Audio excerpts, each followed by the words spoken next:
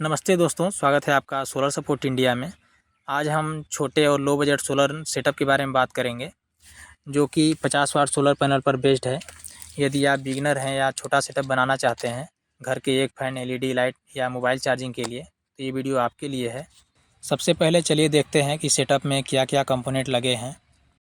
यह मेरा 50 वाट का वारी का 9 साल पुराना सोलर पैनल है, जो कि पॉलीक्रिस्टलाइन टेक्नोलॉजी के साथ आता है।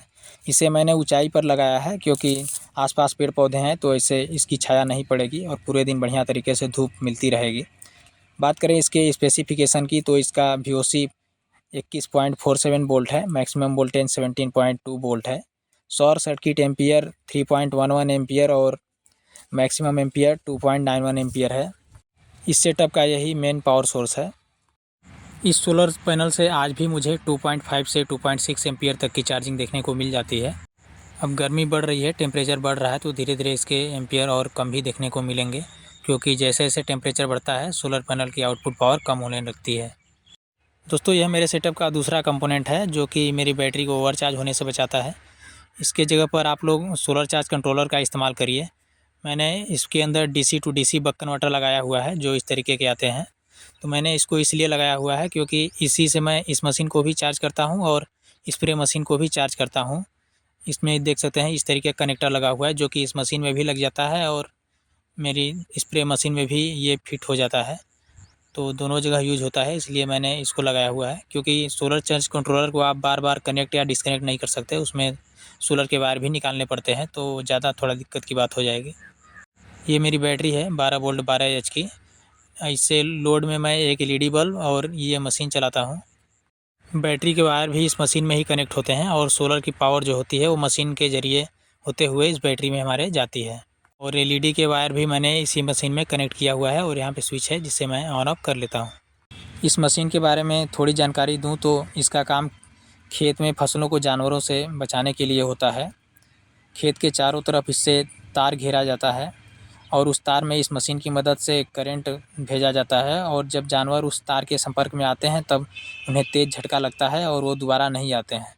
ये एक गवर्नमेंट सर्टिफाइड मशीन होती है, तो इससे किसी की जान नहीं जाती, बल्कि सिर्फ तेज़ झटके लगते हैं।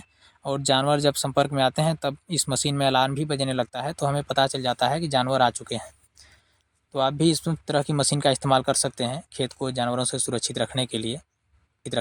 तो दोस्तों, अब हम बात करते हैं कि हमें बैटरी चार्ज करने के लिए इस तरह का मॉड्यूल लगाना चाहिए या सोलर चार्ज कंट्रोलर लगाने चाहिए।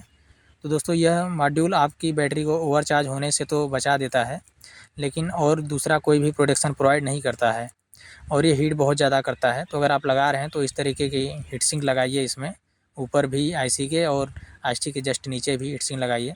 लेकिन मैं कहूँगा कि आप अगर बजट है तो PWM चार्ज कंट्रोलर ले लीजिए, क्योंकि इससे आपकी बैटरी ओवरचार्ज होने से तो बचेगी ही, साथ ही डीप डिस्चार्ज प्रोटेक्शन भी मिलेगा और ओवरलोड और शॉर्ट सर्किट प्रोटेक्शन भी देखने को मिलेगा PWM चार्ज कंट्रोलर में, जो कि बहुत ही ज़रूरी है। दोस्तों, अगर आप बक कन्वर्टर लगा रहे हैं तो बैटरी के वायर में आप एक डायोड लगा दीजिए 6 एम्पियर का, नहीं तो ये रात में भी ऑन रहेगा और बेकार में ही बैटरी से पावर कंजप्शन करता रहता है। PWM चार्ज कंट्रोलर में आपको ये सब लगाने की ज़रूरत नहीं पड़ती, क्योंकि उसमें रिवर्स प्रोटेक्शन रहता है, तो आपकी बैटरी की पावर रात में सोलर पैनल तक नहीं पहुंचती। लेकिन इसमें अगर आप डायोड नहीं लगाएंगे तो आपकी बैटरी की पावर सोलर पावर पैनल में पहुंचती रहेगी। अब बात करते हैं इस बैटरी की कि हमें इस तरह की बैटरी लेनी चाहिए या नहीं। तो दोस्तों, अगर आप बैटरी ले रहे हैं न्यू, तब आप लिथियम आयरन फॉस्फेट वाली बैटरी लीजिए। इसी प्राइस में आपको 12 एच की मिल जाएगी, जितने का ये मिलता है, और उसकी लाइफ भी अच्छी होती है और बैकअप भी आपको इससे अधिक देखने को मिलेगा। ये बैटरी मैंने 1600 रुपये का परचेज किया था, और अभी के टाइम में आपको 1500 से 1600 रुपये में 12.8 वोल्ट 12 एच की लिथियम आयरन फॉस्फेट बैटरी देखने को मिल जाती है, जो कि आपके सेटअप के लिए बेस्ट रहेगी। इस सेटअप में आप मैक्सिमम 18 एच की लिथियम फॉस्फेट बैटरी या 20 एच तक की सोलर लेड एसिड बैटरी लगा सकते हैं। इससे अधिक का मत लगाइए, नहीं तो एक दिन में फुल चार्ज नहीं हो पाएगा। अगर आप दिन में लोड नहीं चलाएंगे तो ये बैटरियाँ एक दिन में आराम से फुल चार्ज हो जाएंगी, फुल डिस्चार्ज बैटरी भी। अब बात करते हैं कि इस सेटअप से हम क्या क्या लोड चला सकते हैं। तो दोस्तों, अगर आप फ़ैन चलाना चाह रहे हैं तो आप 1 एम्पियर का कोई फ़ैन ले लीजिए। इस तरीके का फ़ैन मत लीजिए जो 2 से 2.5 एम्पियर कंजप्शन करता है, तब आपकी बैटरी चार्ज नहीं हो पाएगी।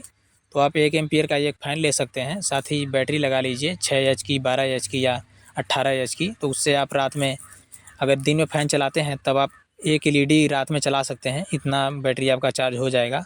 और साथ में मोबाइल चार्जिंग भी आप कर सकते हैं। अगर आप सिर्फ रात में एलईडी लाइट ही चलाना चाहते हैं तब आप 18 एएच तक की बैटरी लगाइए। रात में आराम से 2 5-5 वाट की एलईडी बल्ब पूरी रात जला पाएंगे और साथ में मोबाइल चार्जिंग भी आप कर सकते हैं। दोस्तों, जब भी आप छोटा सोलर सेटअप बना रहे हैं तब आप उसमें डीसी सेटअप ही बनाइए, कोई भी इन्वर्टर मत लगाइए, नहीं तो बेकार में पावर लॉस होगा और आपको अच्छा बैकअप देखने को नहीं मिलेगा। अगर जानकारी अच्छी लगी हो तो वीडियो को लाइक कीजिए, चैनल को सब्सक्राइब कीजिए। मिलते हैं नेक्स्ट वीडियो में। धन्यवाद।